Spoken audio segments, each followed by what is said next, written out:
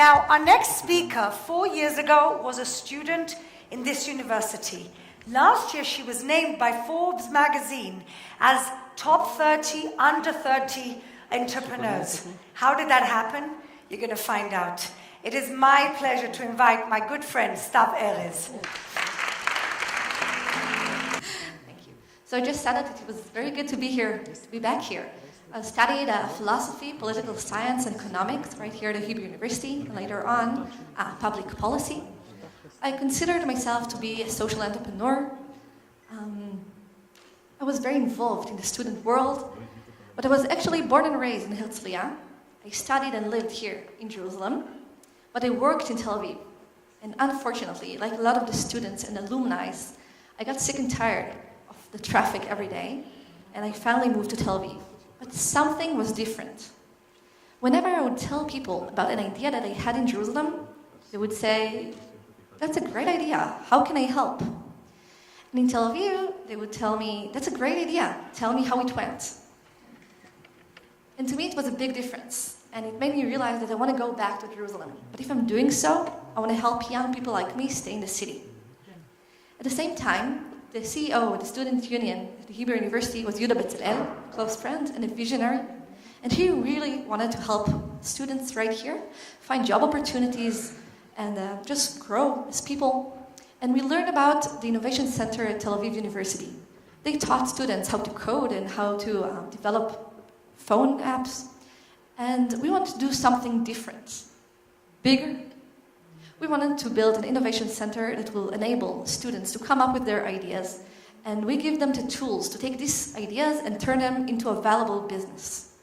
And that's how we established SifTech on March 2012 with my amazing co-founder in Bar Ziv.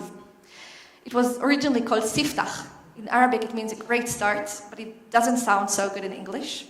So we changed it to SifTech, tech being technology. And we had 3 guidelines. The first one is that you can't be a sole entrepreneur. A lone entrepreneur is less likely to succeed. Our second guideline was that hands-on learning. Each startup has its own problems and challenges, and there's no one recipe for success. So we approached experts and investors and serial entrepreneurs, and I still remember how we approached them. We came up to them and we told them, "Listen, we have this crazy idea. We want to develop Jerusalem economy through elevating the young, educated, creative population of the city." And guess what their response was? "That's a great idea. How can I help?" And that's how we recruited over 100 mentors that gave up their time and energy to help young people build their startups in the city.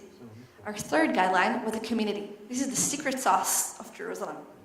We have artists and students community, for example. And we want our entrepreneurs to feel like they're a part of something that is much bigger than they are, or their startup. So we did it. We held events, speed dating events, and troubleshoot brainstorm. And I think that the fascinating thing is that the entrepreneurs from the first cohorts of SifTech actually became ambassadors and the leaders of this new ecosystem that we built together. A bit nervous here. So the atmosphere in Jerusalem basically began to change. Co-working spaces have started to emerge, and people actually came here and built their startups. And we felt that we needed to be at the center of everything that is going on. And we moved from the Hebrew University campus to JVP, Jerusalem Venture Partners Media Quarter. It was pretty sad, but we did it anyway. At that time, the municipality and the government saw the impact of our bottom-up initiative, and they decided to invest in SifTech and in other initiatives, and they asked me to come and join and manage Jnext, this project that aims to develop Jerusalem economy through entrepreneurship. It was pretty easy to leave just because the CEO of SifTech today, Oded Barel, did such an amazing job and brought SifTech to become one of the best entrepreneurial programs in Israel. 4 years ago, Jerusalem was not even on the map. Startup Nation was only focused on Tel Aviv, and I'm so proud to say that we were able to change this. We were able to bring Jerusalem to be one of the leading tech hubs in Israel. What does this mean number-wise? It means that we have 11 co-working spaces. We have 15 vehicles for investments. We have over 500 startups that only last year raised over $250 million. International organizations such as Mass Challenge from Boston, it's the biggest entrepreneurial program in the world, they decided to set shop in Jerusalem. We were actually ranked the first emerging tech hub in the world, and we didn't say it, Time magazine did. Jerusalem was also announced one of the top 30 best ecosystems for entrepreneurs in the world by Startup Compass, a very, very highly ranking firm regarding entrepreneurship.